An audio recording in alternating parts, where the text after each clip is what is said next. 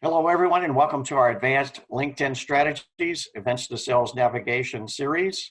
My name is Scott Hamilton. I'm CEO and your host today, CEO of Executive Next Practice Institute and Director of Network Strategy. Let me give you just a little bit of background about today. We're going to do a deep dive on Sales Navigator and also tell you how you can get involved with our E&P C-Suite forums. Use your Q&A button or chat feature on Zoom as we go through today's session. Just briefly, this is who here we are. We are a group of several thousand C-suite and key decision makers representing all industry sectors. We look at industry innovation, investment, and growth strategies. And we do this via these virtual and live events locally, nationally, and internationally. We've had over 60,000 people attend our sessions over the years. Again, we're looking at emerging trends and connecting connections with key enterprise leaders. Here's how you can connect with us. Our next sessions are listed on the website in our events tab. You can subscribe to our E&P TV on the YouTube channel and join as an annual member. So let's get right to it. Our thought leaders today are Henry DeVries, Devin DeVries, and Rhonda Shearer, all experts in how to leverage LinkedIn. Let's start with Henry.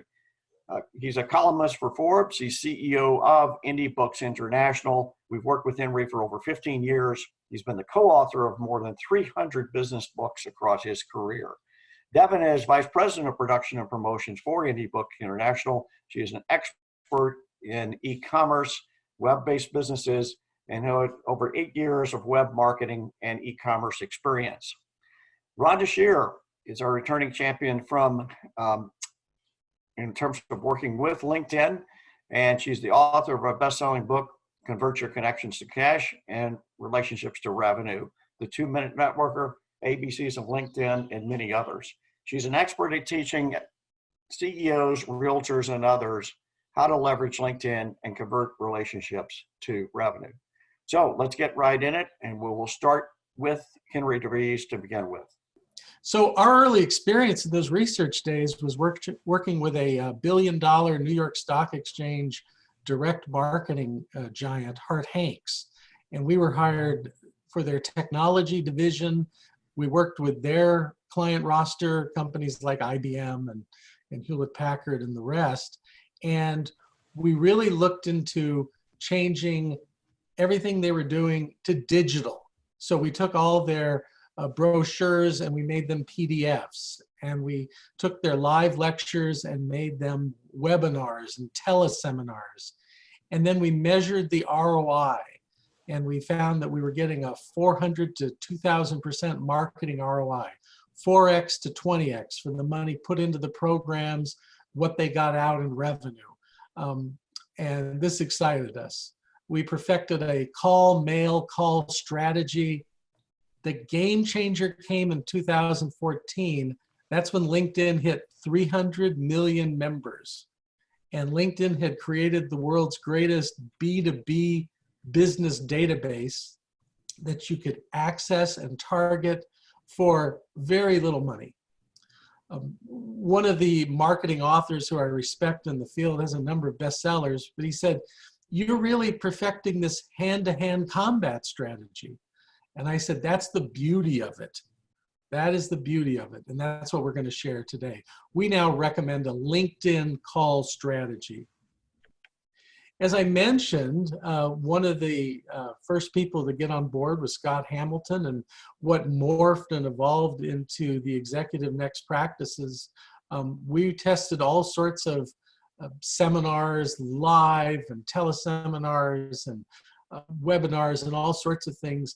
And I really owe a lot to Dr. David Maister of the Harvard Business School. He allowed me to take one page from one of his books, and blessing, I've created a career out of it in this whole study that we've done. And Dr. Glenn Broom out of San Diego State University, the late Dr. Broom was instrumental in this. And people like Scott getting on board because we knew that we needed to test it, get numbers. As Lord Kelvin said, if what you know cannot be measured, your knowledge is of a mean and unsatisfactory kind. So we're all about measuring and analytics, and we're going to share a lot of that. What we've really developed is online showcases. It's come to this. We've done over 100 showcases, both live and online. We really believe in this free, low-cost online model. We were using Zoom before Zoom was cool. We started that. We don't pretend to be the greatest people on the Zoom tech all the time. But we do know how to attract people into the events. We really recommend that the events be under 1 hour. That seems to be a magic number. If you can shoot for 50 minutes, gives people time to adjust before their next meeting at the top of the hour. It has to be valuable information of a problem. In other words, it's not a sales show.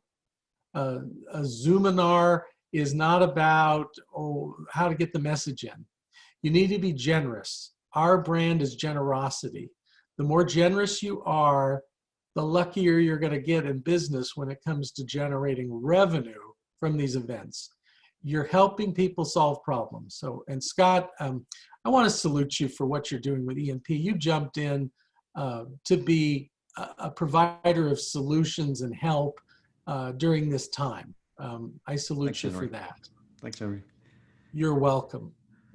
Now, let's get into the practical stuff, and I want to turn it over to Devin DeVries. Devin is my VP of production and promotion, really the inventor of the two-step online strategy that's been such a game changer. We were spending hundreds and hundreds of dollars a month for direct mail. And then when Devin developed this LinkedIn strategy, our marketing costs went down practically to zero. So Devin, why don't you take it away? Thank you, Henry. Yes, I just want to reiterate what a game changer this has been for our business and our clients' businesses. We can trace, over 80% of our clients back to this strategy of coming to an event we've hosted or being referred by somebody who came to one of our events. And I want to share a story to kind of illustrate how powerful this tool can be. About 6 years ago, when we founded Indie Books International, Henry knew that as a new player in the industry, we needed to start forming some strategic partnerships so that we could grow our business and better serve our clients.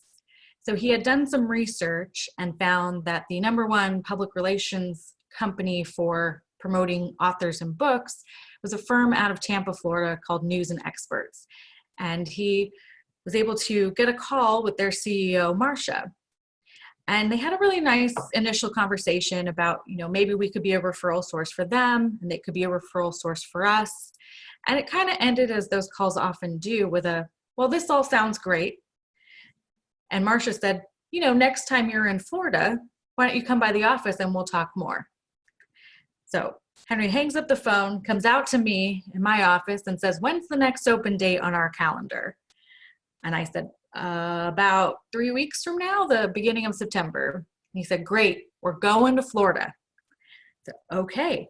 And he calls Marcia back up and says, oh, it just so happens I'm going to be in Orlando the first weekend of September, and I'd love to meet with you. She said, that would be great, but what's bringing you to Florida? And he said, well, I'm putting on my Marketing with a Book and Speech Summit. And she said, well, that sounds very interesting. I'd like to come to that as well. So here we are. We have 3 weeks to fill a room so we don't look like posers in front of the CEO we're trying to impress. But here's the problem. We know nobody in that area of the country. Our constant contact database has 0 people in that region.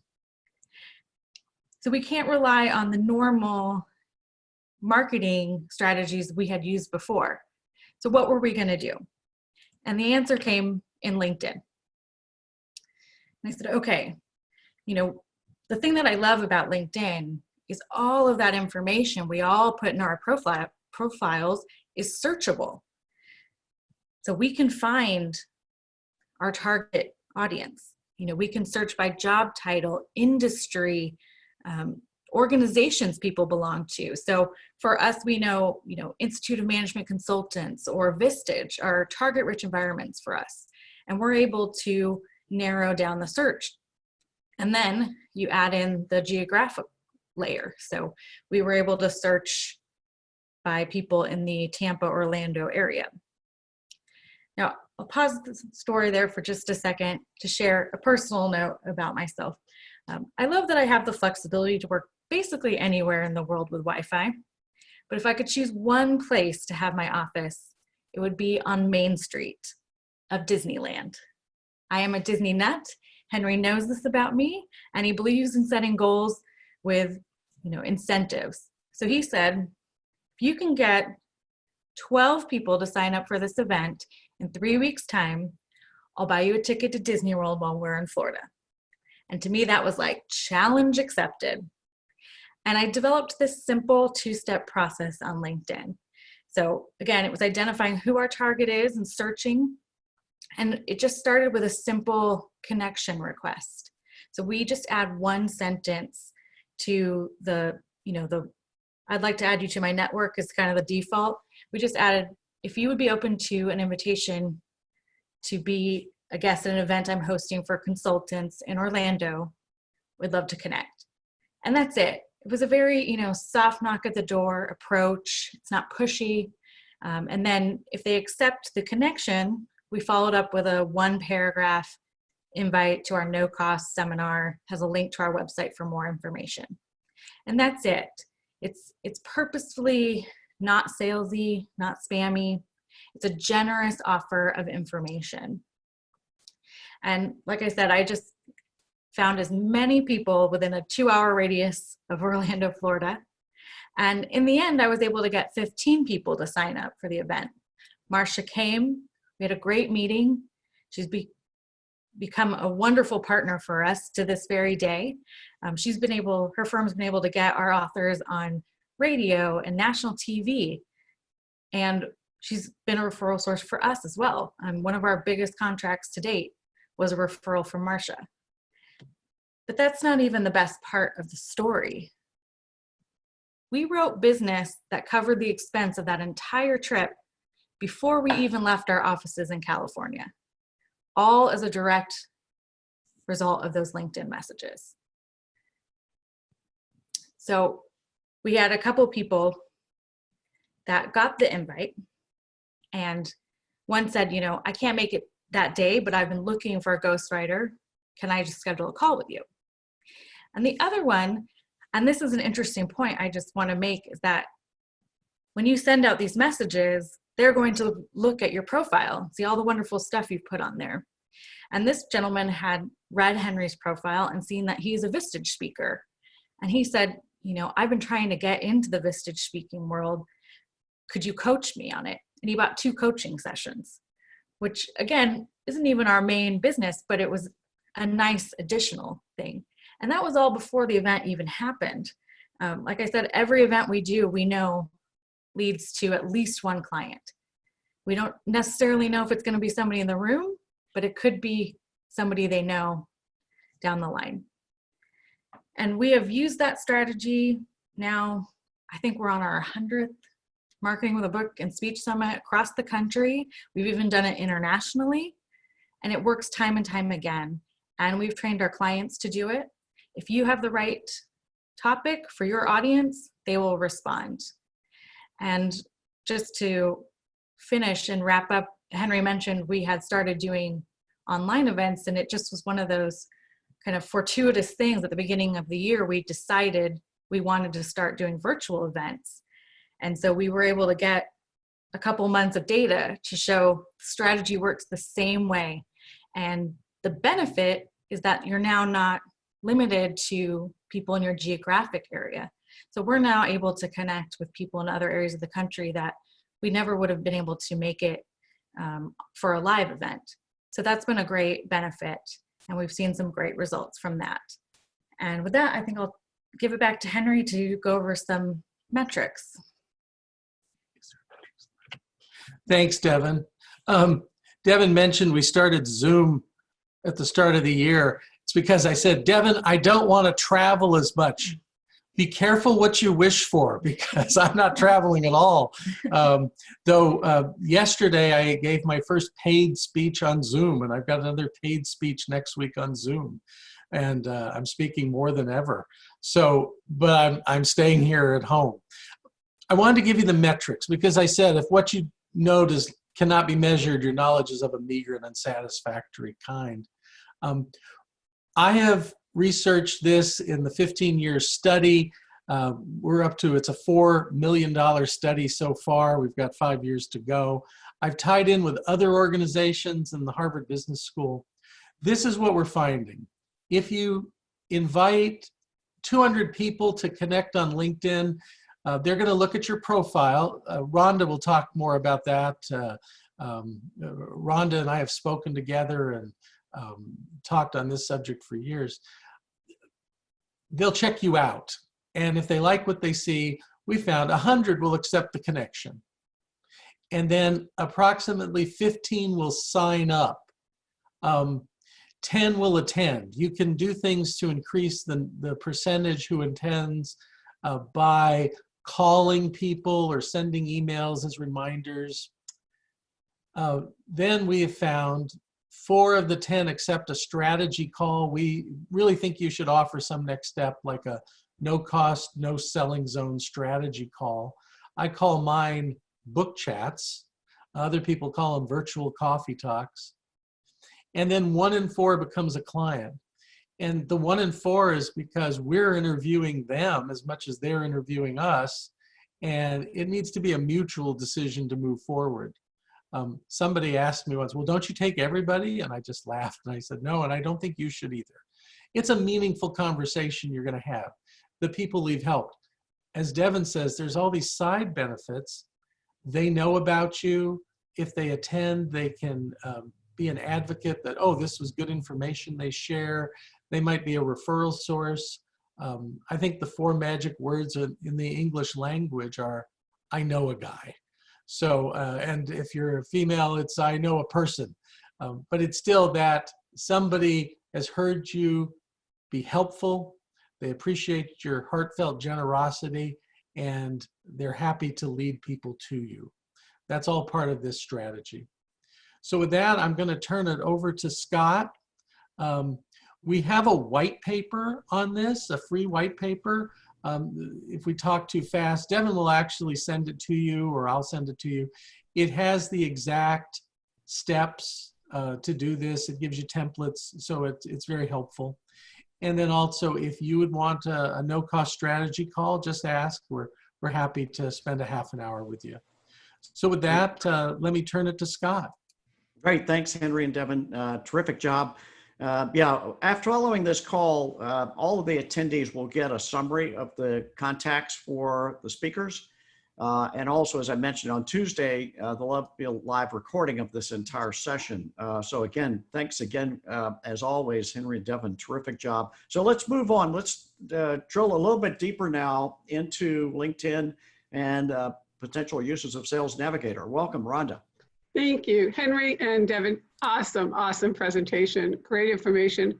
Absolutely love the matrix. And I think that what you'll see is that this is sort of a little bit more of the technical part of it. Let me share my screen for you.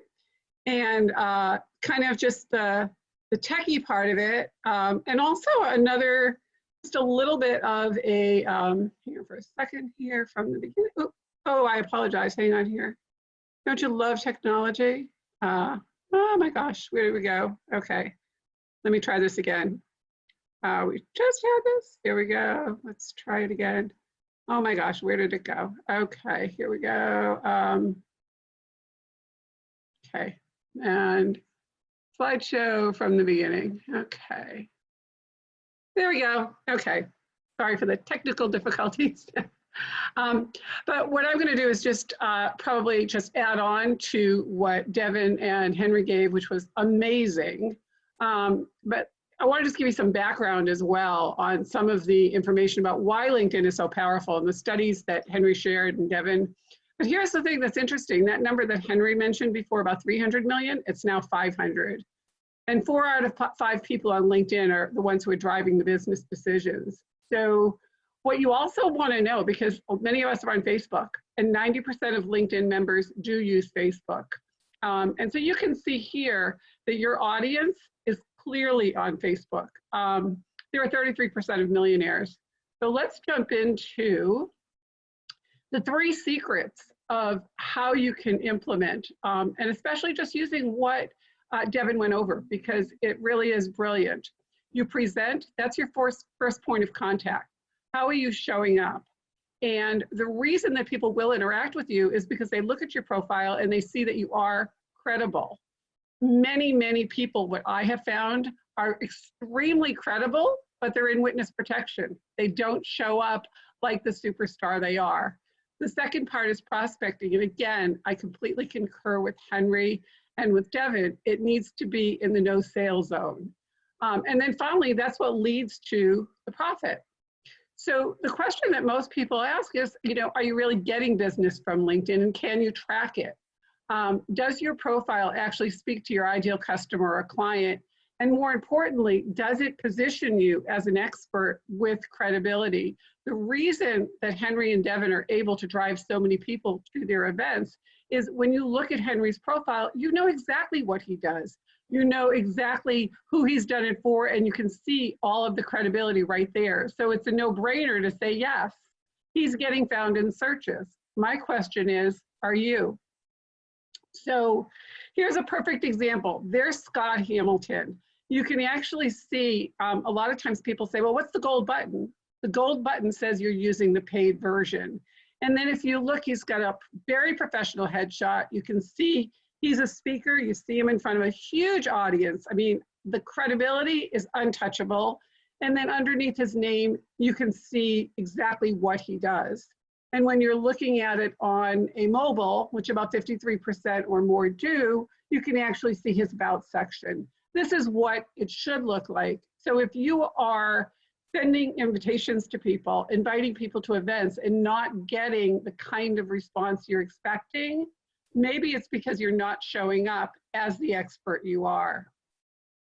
So here's a perfect example. One of my clients, Jen. Now, Jen's a land banking expert, and there is absolutely nothing sexy about land banking, but it is an amazing strategy if you're looking to create a retirement using land banking. So you can see the before and after. She's got no banner. She basically says land banking consultant. If you look on the right, it has her information. It tells you what she does. Who would you want to do business with? If you landed on Jen's profile and she had sent you an invitation, you might consider whether you'd want to accept or not. If you looked at the after, you'd be much more likely to accept. So one of the other things that you want to look at, and again, this is just giving you insight, it's also part of the search criteria that Devin talked about. You want to look at what people are interested in, because if you learn about the interests of the people that are your leads, whether you're doing it to fill a virtual room or some specific location, you want to look at their interests. So for Scott Hamilton, you can see he lists his interests. That's a very valuable piece of real estate on your LinkedIn profile. So when you're looking at the profiles and you're doing the searching, take a look and see what people are interested in. It's great insight. So one of the things that you can do, and it's an additional strategy, and again, I love doing what Devin and Henry do, but you can now also take another strategy. So you can post. Now, I recommend posting every single day on LinkedIn, liking and sharing other people's posts. So you can see here that Scott posted something, and it's very tiny, but you can see on the bottom that he had 27 likes and 2 comments. So you want to take a look at who's looking at your post, who's commenting on it, who's resharing it. You want to share that in the relevant groups, because look what happens. Now you saw that, but here's the 27 people. And when it gets reshared, that's when the fun really starts, because those people are not first level to you. So the strategy behind that is something like, you can look at who they are, click on their profile and say, wow, this might be somebody great, even if they are connected to you. Because how many people do you have connected to you that you've never spoken to? You're kind of like the first cousins that show up at your wedding or your funeral, you don't know them, but you can always get reacquainted. So here's an example. If I could say something like, "Hi, Scott. Thanks for liking my post about the upcoming event on April 24th. It would be great to jump on a call and learn more about what you're doing and how we might work together. Let's make it a no selling zone," just the same as what Devin and Henry had mentioned. To make it easier, here's a link to my calendar, and I put that in there. For me and my clients, I get about 1 out of 3 people that will book on my calendar. So imagine all you're doing is posting. And I'll show you an example in a minute of how I posted something, had no idea what was going to happen. It was literally a Mark Cuban post and got over 10,000 views. So when you do an event, again, you can post events, but how do they look in your inbox? So I just took a snapshot so you can see, you get your invitations in your inbox, right? You can see that. And I thought this one was pretty innovative. It was a kid, my name's 16, my mom lost her job, so I decided to help. Kind of catchy, right? But here's 2 events that I've been invited to. So I can choose to either ignore or accept them. And it's just a third strategy that you can do in addition to sending the messaging, as Devin had suggested, which absolutely works like a charm. So how do you create your event? Well, there's just a little toggle on LinkedIn that has a place where you go create your event. You can see right on top, create your event. And here's an event that was created. It's called a 3 Martini Lunch, right? And I actually was one of the panelists on this particular virtual event. Blew me away. There were over 200 people on this event. At the end of it, I had 6 people that sent me a message and said, "How can I work with you?" I mean, there was no call to action on it. I was just a moderator.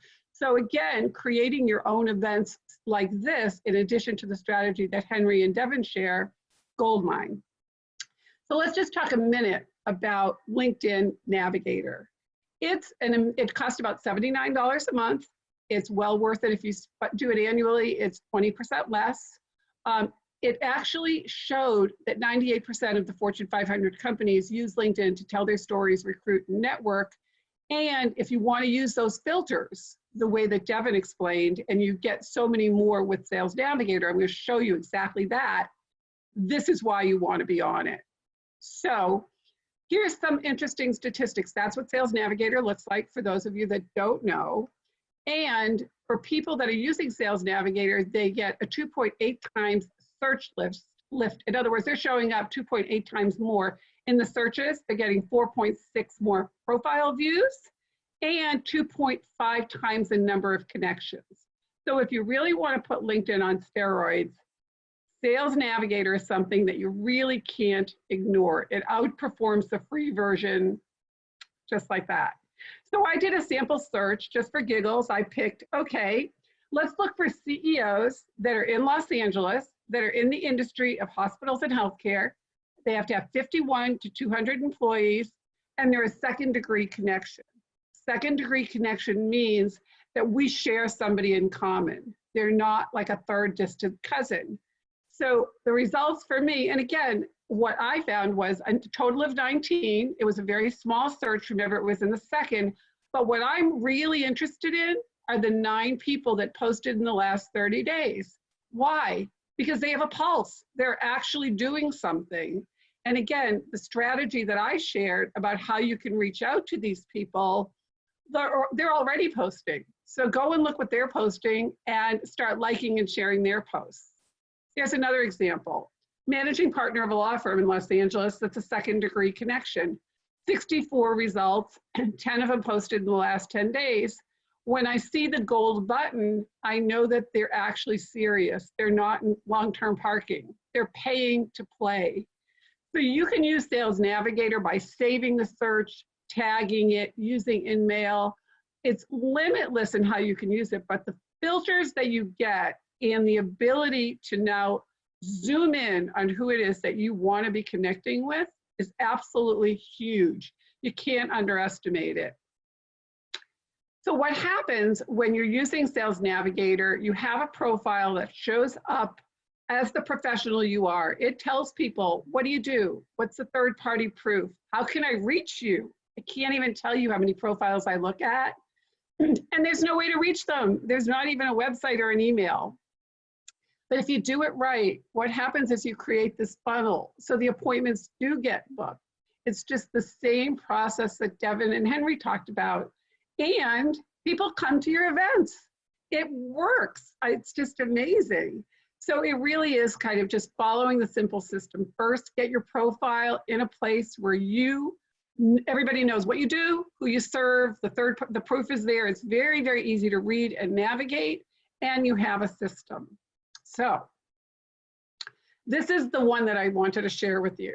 So I found this post, and I'm a Shark Tank fan, and it basically just said, rather than focusing on how bad it is, focus on how you can use this time to connect with your future customers. Now you can't really see it over here in terms of the numbers, but you can over here. 9,766 likes. Oh my gosh, can you pay for that? By the way, it was on a Sunday, okay? And 356 comments, but where's the money? In the reshares, because the people that are in my network liked it so much that they reshared it. And then I go and look at who has reshared, because I'll see in that list the people that are second. And when I see the second, then I can extend an invitation to those people. So basically my family is just growing. So this is one of the coolest things that happened. So what happens when you have a tribe and you're posting every single day on LinkedIn is that you get a following. People start to know who you are because you have to be consistent. I happen to have a peer who's in Australia that does what I do. He does LinkedIn and Facebook and all kinds of cool stuff. And we get on Zoom to do best practices about every 2 weeks. And one day he said to me, hey, Rhonda, I wonder if you could do me a favor. Sure, what do you need? He said, you know, there's this woman that puts out a list of the top 50 people on LinkedIn and you have to be nominated. Would you nominate me? I said, absolutely, Derek, you're amazing. I nominated him. Well, unbeknownst to me, he nominated me. And that list has been on for about a year and a half. I'm somewhere between number 23 and 35 every single month. But what that really means is my inbox, when this list comes out, blows up with people because it has a direct link to my profile. So when I talk about how important it is to be visible, credible, and post, look what can happen. I had no idea. You become an influencer. You become somebody that people follow. So, very proud of that. So this is just at the end because I want to leave time for questions. If you'd like to get on a call with me for 30 minutes, it's a no sales zone call. Integrity is my @1 value. We can talk about that. You can also get my LinkedIn planner. Or if you just want to find out more information, send me an email at unlockinglинkedin@gmail.com. I'm starting a brand new Facebook group called the Social Connection Academy, where I'm going to be putting up all kinds of lessons, just another vehicle, because 90% of the people on LinkedIn are on Facebook. And that's basically it. Rhonda, thank you. I'll That's stop the fantastic. share. Yeah, thanks, Rhonda. This is great. Now let's drill into this just a minute. One of our viewers has a question. Is the create event a premium feature, and where do you find it? It is not. It's on everybody's profile. And Henry, I'll have you unmute as well. I know you're chomping at the bit to share some things. One of the tips you've both made up in terms of connecting with people. We all are inundated with people reaching out to us. I think I have a backlog of probably close to 120 people wanting to connect. But those 120 just simply clicked a button. So I've got to go through and screen if in fact we want to connect or not. What is your recommendation in terms of when you're reaching out, being specific about why you want to connect with that individual? What's your next practice there? Well, I'll go first, and then we'd love to hear Rhonda's thoughts on that.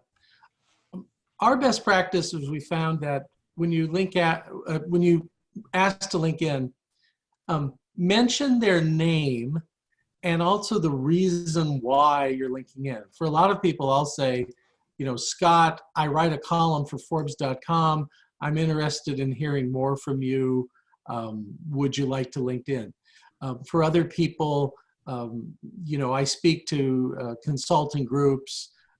If you'd be open to a conversation sometime about booking me as a speaker, that would be great. I'd like to link in.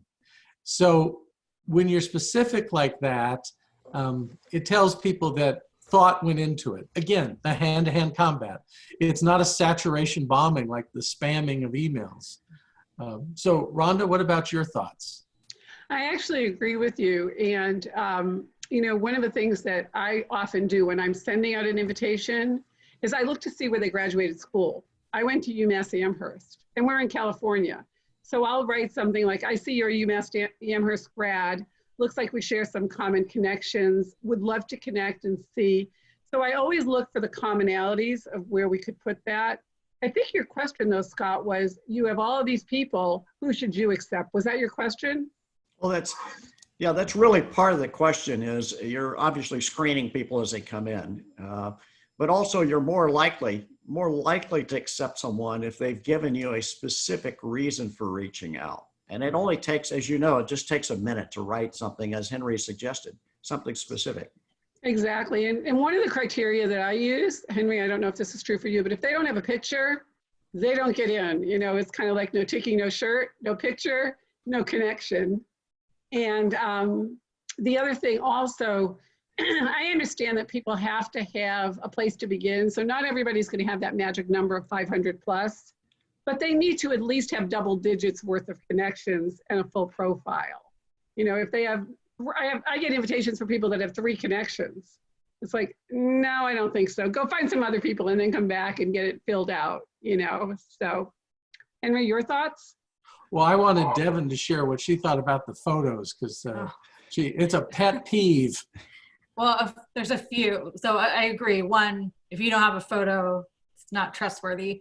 But also, if your photo is a celebrity, like, pretty sure that's not you. And then my other, the pet peeve is when you have more than one person in that little tiny circle. Because then I'm like, which one are you? So, you know, it's funny you mentioned that, Devin. I actually had a conversation yesterday, excuse me, with a 7-figure earner in the insurance industry. Okay, this guy was amazing. 3 people were in his picture. I said, are you a triplet? yeah. And he had no idea. He literally had no idea. And, you know, he was looking to me to see who I could introduce him to because he was growing his team. And I said, I get that you're amazing. I understand you're absolutely a superstar, but you are not showing up that way. Who are those other 2 people on your profile? Yes. So Yes. You're absolutely right.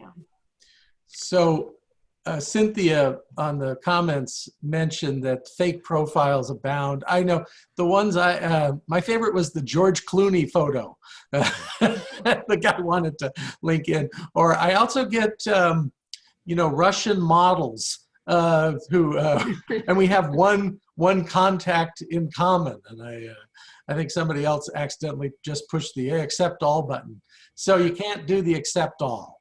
Well, the other thing you can do though, and I love that with, you know, the Russian model, right? Yes. If you're really curious and you don't know whether that person is real, save their photo and then go to Google Images and put it in there and it'll tell you whether it's a stock photo. Yeah. So you can see if that person's a stock photo or not. And I have actually found people that were. Yeah. Yeah.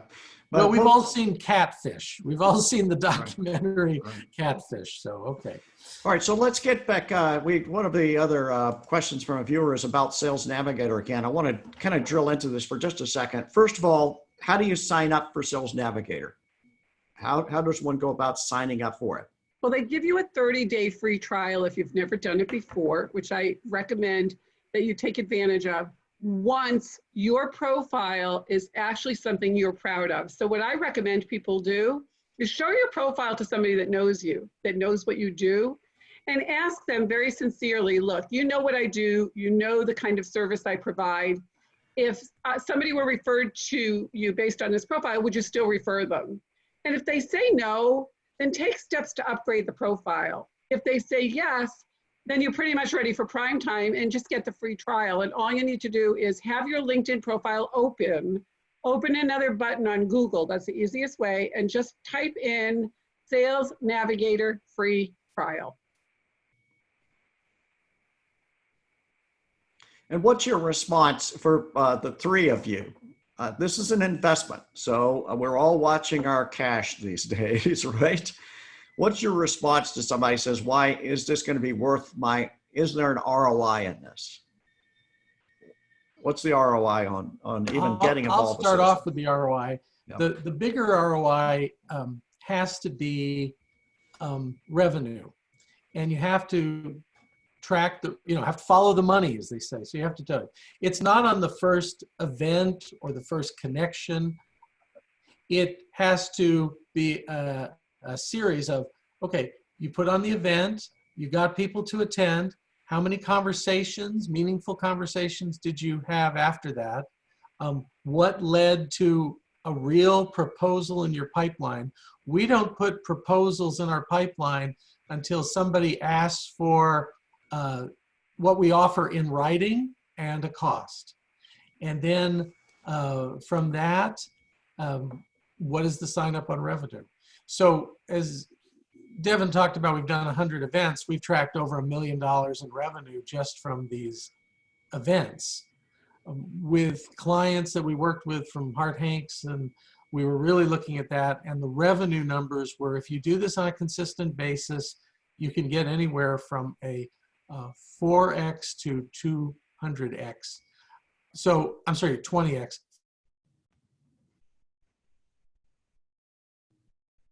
I think Henry froze. Spend the money on direct mail. I would think the ROI is even better now that we don't have the expense side of that. Can I add one thing to that? Because that's exactly right. And with Sales Navigator, one of the benefits is you get to see who's looked at your profile. With the free version, you can only see the first 3. So a lot of times somebody will do a drive-by of your profile, but they won't stop and connect with you. And those are people that could potentially be the next one that's going to attend your event or the next client that you have. And, maybe they looked and then the phone rang or something happened and they never bothered to connect. So the strategy that I use is I look at who's looked at me. And, there's about 2,500 people that look at me every 90 days.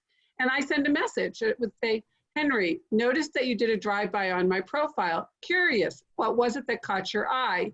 Looks like we're both in the San Diego area, share some common connections, would love to connect. Best regards. So you can capture people that way with Sales Navigator as well. And I think that that's another really good tool to use with it. Question for the three of you. We've got a lot of people on this particular session that have not been active on LinkedIn. Some are directors of companies. They're just getting engaged with this because of we're staying at home, for example, we're getting on social media. What is the routine you would suggest to people in terms of engaging with this kind of social media, with LinkedIn? What kind of schedules should they look at? Obviously, they don't want to be on LinkedIn all the time. This is not something you're going to be on constantly during the day. What's your next practice for really leveraging LinkedIn if you're an enterprise leader and you're wanting to showcase your company and support your company's marketing efforts? I mean, I'll just tell you what I've been doing even before any of this started. In addition to posting every single day, I post, I like, I share, but I also created a practice called 10 before 10, which means I reach out to 10 people before 10 a.m. And I always come from a place of service, not of sales. So it might be, who can I introduce you to? How can I be of service? So I reach out with 10 connections and I follow up with people that are in my own network that I don't know. We might have connected a long time ago and for whatever reason, never really had a meaningful conversation. So what I've been doing, and again, it's about an hour a day, I create a video, just one video. I use BombBomb, you can use Dub. There's a lot of different ways to do it. And all I say is, hi, it's Rhonda Scher. We've been connected for a while, and I just wanted you to be able to put a face and a voice to the connection.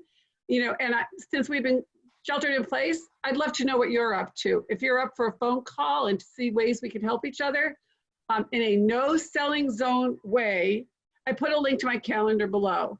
Love to know what's going on with you. Stay safe and healthy. Best regards. 1 out of 3 books an appointment with me. And again, I'm just looking at the people that I'm already connected to, but I've never had a conversation with. And the coolest part is oftentimes they'll say, oh, I've been dying to write that book. And I'll say, I know a great ghostwriter. Let me introduce you to Henry DeVries. And I'll just use LinkedIn and send a message to both of the two of them, introducing them. I just wanted to share briefly what I do as a CEO.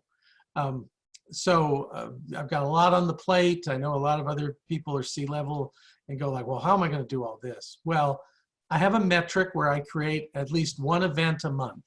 And then I have people who, you know how Santa has helpers? I have Santa's helpers who are Henry on LinkedIn with an initial outreach, just that message with the invitation.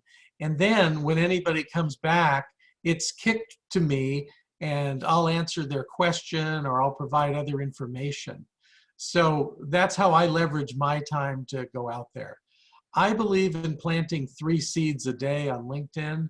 I'll do those with perhaps people who have attended my events in the past and asked a question, and I'll just touch base with them. Right now during COVID-19, I'm just saying, how are you doing? Are you healthy? How's your business? I just show genuine interest in them. And then if a conversation develops and they want to know, oh, well, what are you doing? I'll share with them the new offering we have because of this crisis or the new events that they can attend. So that's how I leverage my time. But again, thanks, Henry. Thanks, Devin. Thanks, Rhonda. We'll see you on the next show in the next few weeks. Thanks again for participating. And thanks for all of you for being part of it.